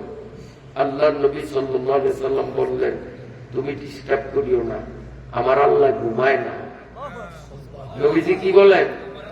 আমার আল্লাহ ঘুমায় না। আল্লাহ যদি আমার বেআইনে রাতে, আমার শাশি রাতে কনি খাওয়াইয়া খুশি তাই তো থাক। আল্লাহ নবী সাত কথা, আল্লাহ যদি আমার উপরে বিপদ দিয়া খুশি থাকে এতে আমার কোনো আপত্তি নাই।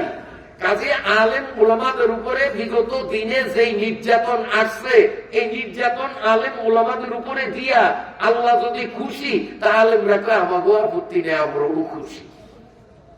কারণ খাইরিহি ওয়া শাররিহি ওয়া নাকা মিনাল্লাহি তাআলা। বালাটাও আল্লাহর তরফ থেকে, বুলাটাও আল্লাহর তরফ থেকে। কষ্ট হয়নি আপনাদের? এখন নবীজি আর গেল না। আবু বকর তো কলজা দুপুর দুপুর দুপুর দুপুর করে হায় রে আয়া বাড়ি দিবুরে, নবী তো উল্লিয়া দিতে পারবো না, তো নবীরে তো আজ একবারে মাথা মুথা ফাটিয়ে ফেলাইব। এখন তো আবু বকরের কলজা খালি দুপুর দুপুর করিয়া কাঁপতে আছে। কিন্তু এই মাগি আই তখন শুনছি তোমার নেতা মোহাম্মদ বলে কাবা করো আছে, দেখি না গেল কই? কি আমি আইতেছি টের ভাইয়া মনে হয় বলাইছে, কই গেছে ক, হাসা কথা ক, নাইলে মাথা ভাড়িয়ে দেবো। তখন আবু বকর কি বুঝছে যে আমি নবীরে দেখলেও উনি নবীরে দেন নাই। আমার এই কথা জিজ্ঞাসা করি না, আমি দেখি নবী আমার পাশে বসা। আবু বকর কয় আমি দেখি নবী আমার পাশে বসা, এখনো কোরআন শরীফ পড়তে আছে।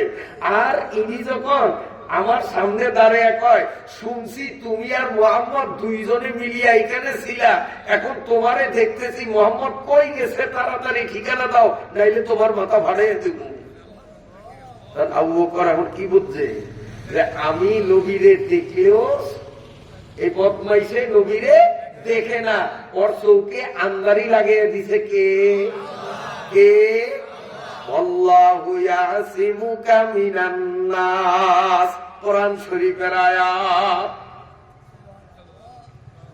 আল্লাহর নবী যখন কোরআন তিলাওয়াত করতেন, কাফেরদের মাঝে আর আল্লাহর নবীর মাঝে একটা পর্দা হইয়া যাইত। নবী যতক্ষণ জীবনে তেলাওয়াতে মগ্ন ছিলেন, কোন কাফের আমার নবীরে আঘাত করতে পারে নাই, বাড়ি দিতে পারে নাই, পাথর মারতে পারে নাই। আমার নবীর দাঁত ভাঙছে, আমার নবীর মাথা ফাটাইছে, আমার নবীর শরীর ফাটাইয়া রক্ত ঝরাইছে, তখন নবী কোরআন তেলাওয়াতে মগ্ন ছিলেন না।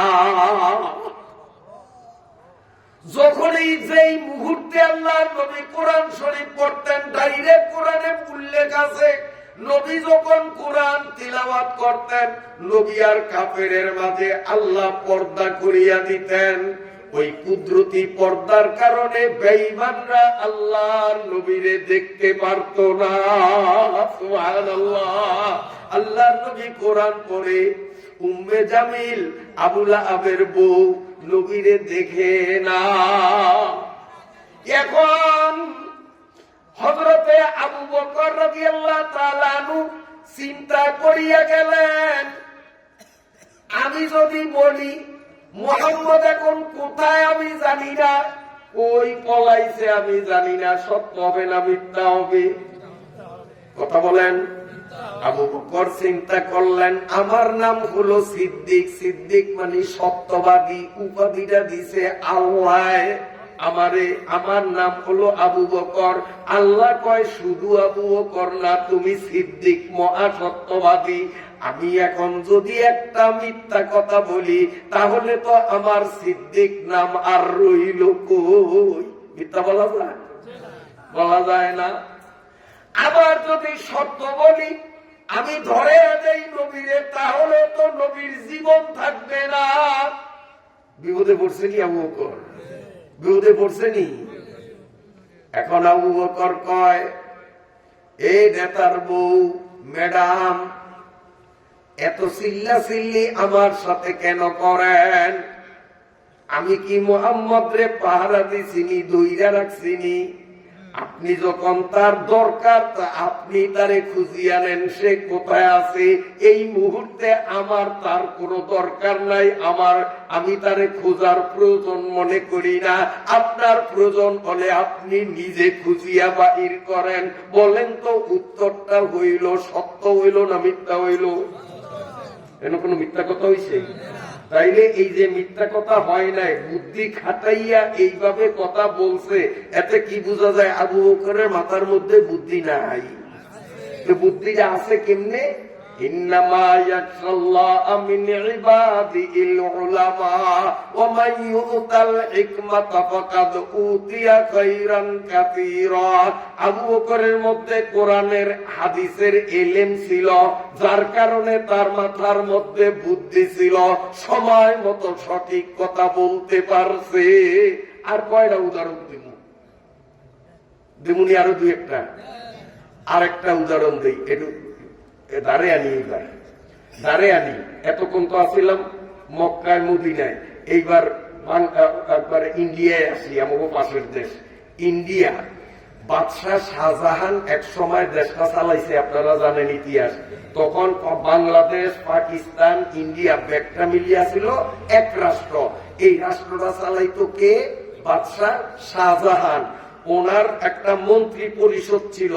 এই মন্ত্রী পরিষদের মধ্যে ধর্মমন্ত্রী পদে যিনি ছিলেন তার নাম ছিল মোল্লা জিউর, এক হুজুর।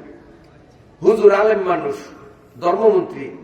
হ্যাঁ, যেমন আফামো খালেদ বর্তমান ধর্মমন্ত্রী, একজন বিজ্ঞ আলেম।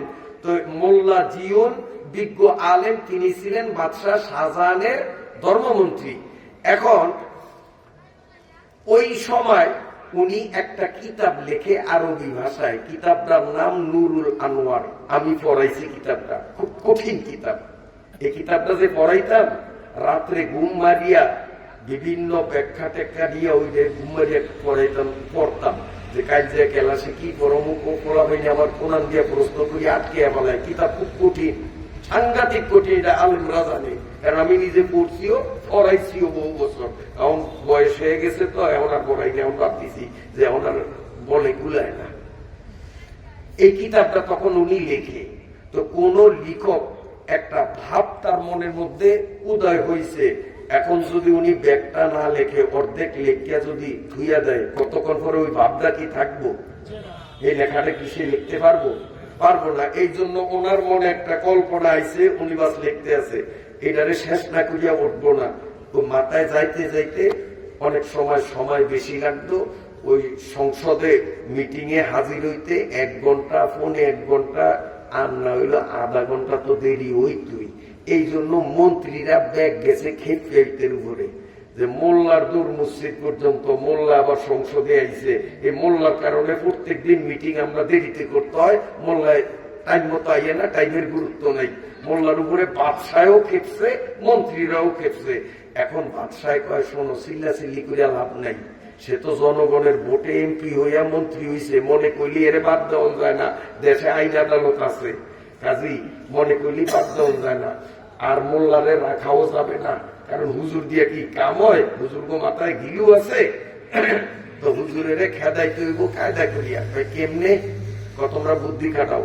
বেগুলো বুদ্ধি কাটে। বাদশাহ মাথায় কোনো বুদ্ধি আইয়া না, কেমনে খেদাবো? বাদশাহকে, আমার মাথায় একটা বুদ্ধি আইছে, ওইটা কেমন? কোন? তো বাদশাহ কয়, শোনো, কালকে মোল্লায় যেন কিছুতে টের না পায়, তোমরা সবাই একটু মুরগির ডিম নিয়ে আইবা যখন মিটিং এ আসবা। আর সেই হোগার নিচে ডিমটারে রাখিয়া সোফার উপরে বইবা, এমন কায়দা যাতে ডিম আবার চাপ লাগিয়া ভাঙিয়া না যায়। খুব সাবধানতার সাথে হোগার নিচে ডিম রাখিয়া বইবা। সব এমপি মন্ত্রীরা মুরগির ডিম আনবা। তো মোল্লায় তো জানবো না, আর মোল্লায় ডিমও আনবো না, মোল্লায় তো এমনি বইব। বইলে আমি তো বাদশাহ, আমি তখন একটা আইন পাস করবো। আমি বলবো যে আমার মন্ত্রী সবাই, মন্ত্রী পরিষদে যদি থাকতে হয়, তো আমার নির্দেশ মতো মুরগির মতো ডিম পারিয়া আমাকে দেখাইতে হবে। যে যে ডিম পারিতে পারিবে সে মন্ত্রী পদ বহাল রাখিতে পারিবে, আর যে ডিম পারিতে পারিবে না সে আইনে আইনেই বরখাস্ত হইয়া যাইবে। তো মোল্লায় ডিমও পারতে পারবো না, বাদও যাইব। সবাইকে ধন্যবাদ, ধন্যবাদ। এই জন্যই তো আপনি রাজা, এই জন্য তো আপনি রাজা, আপনার মাথার মধ্যে বুদ্ধি। ঠিক আছে স্যার, আমরা কাল ডিম লুয়ে। পরের দিন সবাই ডিম আনিয়া পাশাম নিচে থুয়ে বইছে, আর খালি ভোটের দিকে ছায়া রয়েছে, হুজুরে কতক্ষণে আইব। হুজুরের তার এই খবর জানে না, উনি কিতাব লিখতে লিখতে ফোন 1 ঘন্টা দেরি হয়েছে আইতে। সবাই খালি অপেক্ষা, আইব খেলা না, ইজি হবে, খেলা হবে, শোনেন নয়, খেলা হবে। হ্যাঁ, এরকম খেলা হবে। আজ খেলা হবে।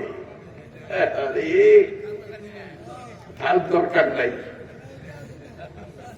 সিনেমাওয়ানের বইটা লাগে না, কারণ চেতন মানি পতন, চেতন মানি পতন।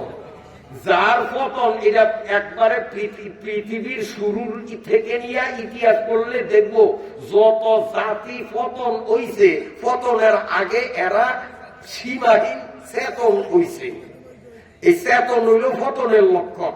কাজে বর্তমানেও যারা একটু চেতাচেতিকরণের ভাব দেখান, আপনারাও পিছনের ইতিহাস থেকে সবক নেন, নইলে আপনাদের কপালেও মুখ থাকতে পারে। কেউ ঠিক কিনা? ইতিহাস থেকে শিক্ষা নেওয়ার দরকার নাই। যাই হোক, এখন মোল্লায় তো আইসে, মোল্লায় কি ডিম আনছেনি? মোল্লায় জানে? মোল্লায় তো ভিতরে ঢুকিয়ে সালাম দিয়ে বইছে। বাদশাহ শাহজাহান বলে, এই শোনো, নতুন আইন পাশ হয়েছে, আমার মন্ত্রী সভায় থাকতে হলে আমার নির্দেশ দেওয়ার মাত্র মুরগির মতো ডিম পাড়িয়া আমাকে ডিম দেখাইতে হবে। যে ডিম পাড়িতে পারিবে না তাকে মন্ত্রী সভা থেকে বাদ দেওয়া হবে। দাও, আমি 1, 2, 3 বলবো, সাথে সাথে যে যে ডিম পাড়তে পারবে সে এখানে থাকবে, বাকিরা বাইর হয়ে যাইবা। 1, 2, 3। বেগুনে ওখান নিচে ডিম মোল্লা কি দেখাইব? মোল্লা এই মোল্লা বেরো, বেরো, তুমি ডিম পারতে পারো না, বেরো, তুমি থাকতে পারবা না। মোল্লা দাঁড়াইছে, দাঁড়িয়ে আপনি যে কেমনে বাদশাহ হইলেন, আসলে তো আপনার আকল জ্ঞান বলতে আমি কিচ্ছু দেখি না। মোহের উপরে বাদশারে কইছে, বাদশাহ তো একটা লজ্জায় যে এমন মন্ত্রীদের সামনে আমার এমন তুচ্ছ করিয়া কথা, আপনার বাদশাহ বানাই লোকে, আকলের আও তো আপনার মধ্যে নেই। আপনি জানেন বাড়িতে মহিলারা আপনার বাড়িতে হাঁস মুরগি পালেনি? বাদশাহ হ্যাঁ পালে, আমারও হাঁস আছে, মুরগি আছে। হয়তো কয়টা? এই 8-10টা হইব। হয়তো 8-10টা মুরগি পাললে এন অন্তত একটা মোরগ লাগেনি?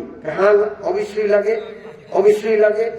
তাইলে যদি 8-10টার জন্য একটা মোরগ লাগে, আপনার এইখানে অন্তত 3, 4, 500 মন্ত্রী আছে, এগুলি সব মুরগি হইয়া ডিম পারছে। তো এখানে যদি একটা রাওয়াও যদি না থাকে তো কেমন হয়? কাজে এটি সব মুরগি, আমি হইছি রাওয়া। হুজুর হইলে বলে মাথা গিলু থাকে না। এখন সব দিলে কল্লা তরমিল দিছে, সব দিকে কল্লা তরমিল দিছে। আমি যে রাওয়া আর তোমরা সব হইছ মুরগি। এবার লই এই বাংলাদেশও মাদ্রাসায় পড়লে বলে জ্ঞান কম হয়। হুজুররা কি জানে? মেম্বরির দাঁড়াইলেও ভোট দেন না, এমপিগিরি তো বাদই দিলাম। হুজুররা কি পারে, কি পারে এইটা একটু দেখাই। এবার বাংলাদেশ লই অমনি, বেশি দূরে না, কুমিল্লা। হযরত মাওলানা মুস্তাফা আল হোসাইনি এক সময় বাংলাদেশের শীর্ষস্থানীয় আলেম ছিলেন।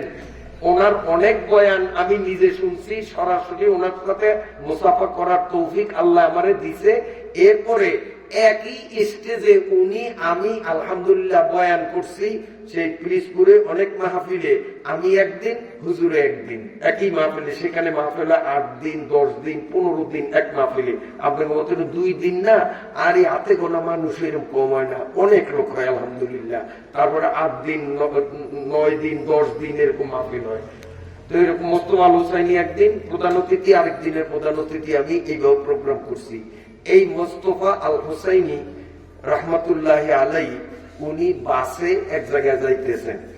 ওই যারা ওই ঢাকা চিটাগাঙ্গের গাড়িতে চলছেন এরা ভালো করিয়া জানেন, বড় হোটেলের সামনে আসিয়া দুপুরে ভাতের টাইমে বিরতি দেয়নিও বাসালারা।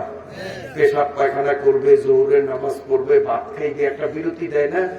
এক জায়গায় এরকম বিরতি দিছে।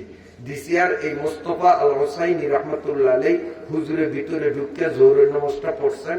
জোহরের নামাজটা পড়িয়া একটা চেয়ারে আসিয়া বসছেন। উনি ভাত খাইবেন, অর্ডার দিছে মুরগির, দিছে মুরগি। ওই সামনের চেয়ারে এক দোনালি পরা ভদ্রলোক, বুঝছেন, ছাপ্পা, হ্যাঁ, ভদ্রলোক বসছে। বসিয়া উনি চা খাইতেছে, তাও বামাতে চা খায়। আর এই চেয়ারে মোস্তফা হোসাইন হুজুরে বসা মুরগির গোস্ত দিয়া খায়ও কেমনে আড্ডিগুন লইয়া কুডুর কুডুর কুডুর কুডুর করিয়া সাবাইয়া সাবাইয়া খায়।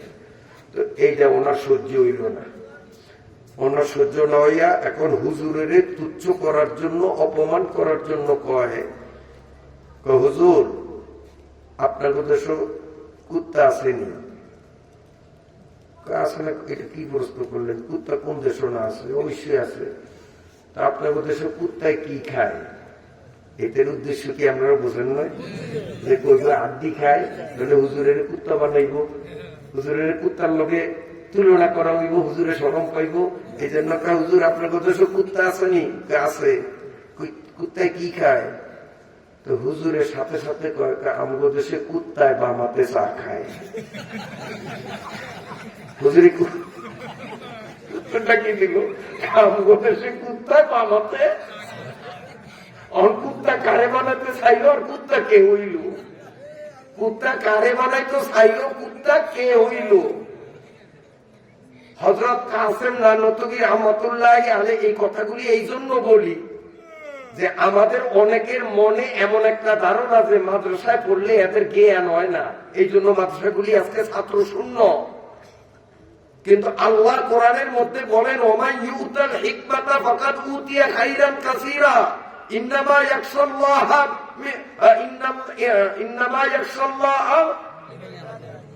মিন ইবাদিহিল উলামা ইন্না আকরামাকুম ইনদাল্লাহি আতকাকুম। আল্লাহ কোরআনে দাবি করে যাদের মধ্যে কোরআন হাদিসের এলেম তারা হইল সবচেয়ে বেশি জ্ঞানী।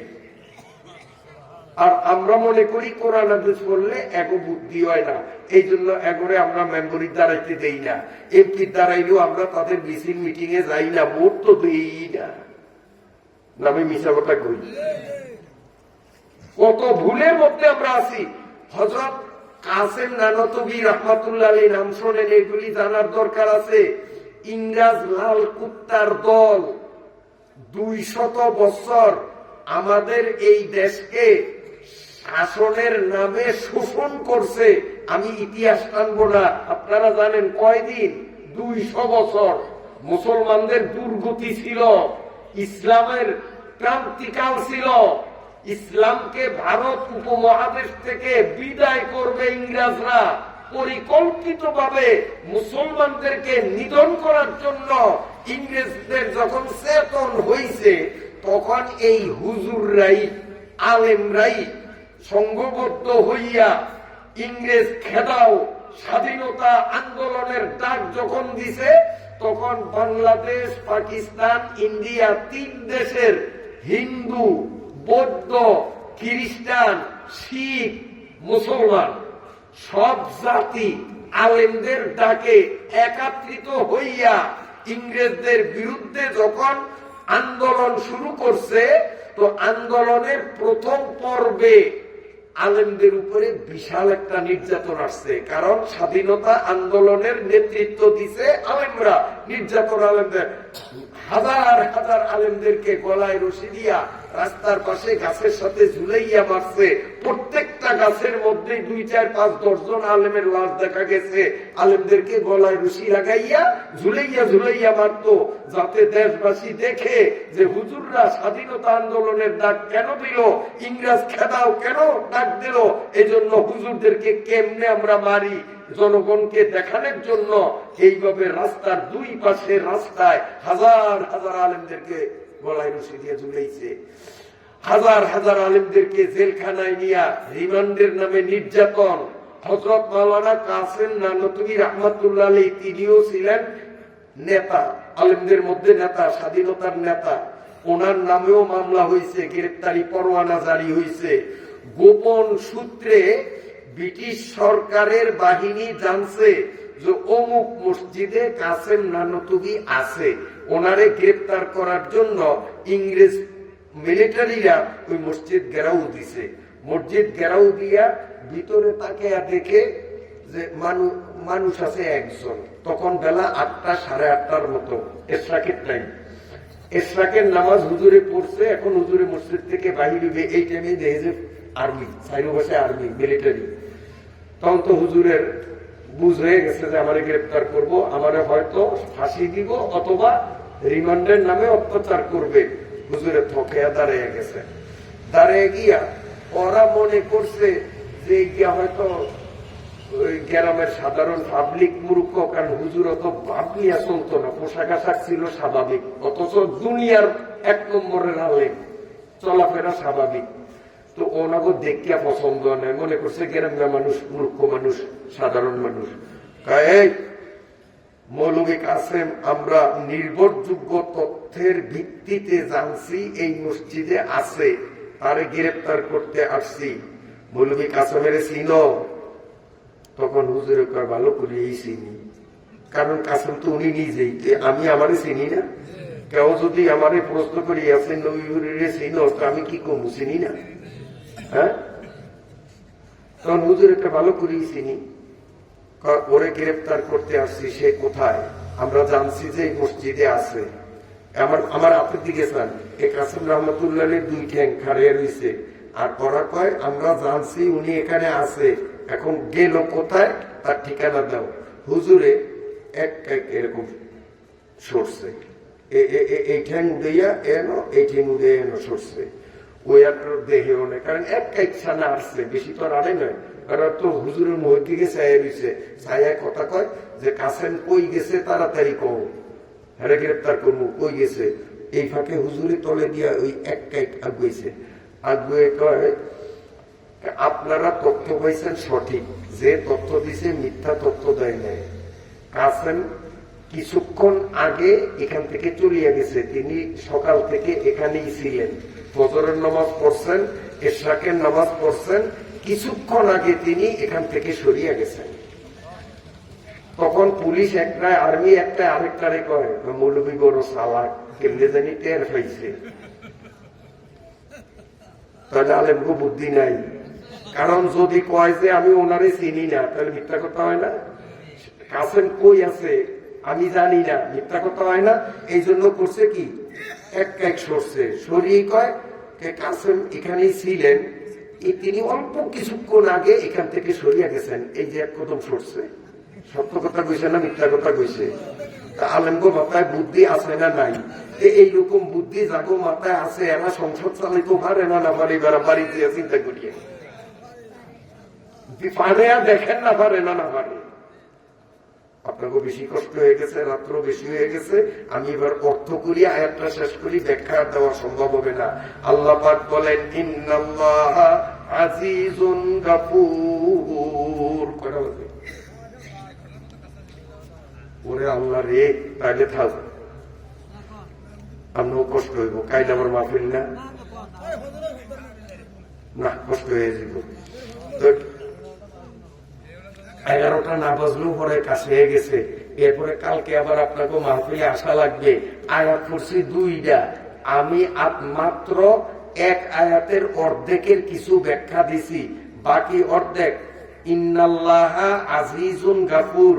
এখানে আজিজের ব্যাখ্যা আর গাফুরের ব্যাখ্যা দিতে মিনিমাম একবারে সিফা কইল আধা ঘন্টার কবে মোটে এই 2টা বুঝাইতাম পারুম না, আর বিস্তারিত ভাবে বলতে গেলে তো 2-3 ঘন্টারই দরকার। এরপরের আয়াত ইন্নাল্লাযীনা ইয়াতলুনা কিতাবাল্লাহ, এর মধ্যে তো আজ ঢোকনের কোনো সুযোগই নেই, কারণ তো 4 ঘন্টার ওয়াজ আছে ওই আয়াতের মধ্যে। আয়াত ছোট হইলে কি হইব, কিন্তু ফাঁক না আয়াত, এর মধ্যে আমাদের অনেক শিক্ষার মতো জিনিস আছে, অনেক সবক আছে, এই জন্য সামনে আগাইলাম না। তবে আমি আপনাদেরকে জিজ্ঞাসা করি, আপনাকেও কি মনে আছে যে এই স্টেজে বসিয়া আমি 1 বছর মাহফিলে একেবারে ভূমিকার থেকে আরম্ভ করিয়া মুনাজাত পর্যন্ত যা বয়ান করছি, পুরা সেদিনটা আলোচনা ছিল নামাজের মাসলা মাসাইল। মনে আসেনি আপনাকে? সেদিন মাহফিলে ছিলেন এরকম কয়জন আছেন? চাই আমি শুধু নামাজের মাসলা নিয়ে আলোচনা করছিলাম। কারা কারা ছিলেন সেদিন? মাশাআল্লাহ, অনেকেই ছিলেন, দেখা যায় অনেকে ছিলেন না, মাশাআল্লাহ আপনার। আপনারা সেদিন লক্ষ্য করছেন যে নামাজের কত গুরুত্বপূর্ণ মাসআলা আমাদের জানা নাই।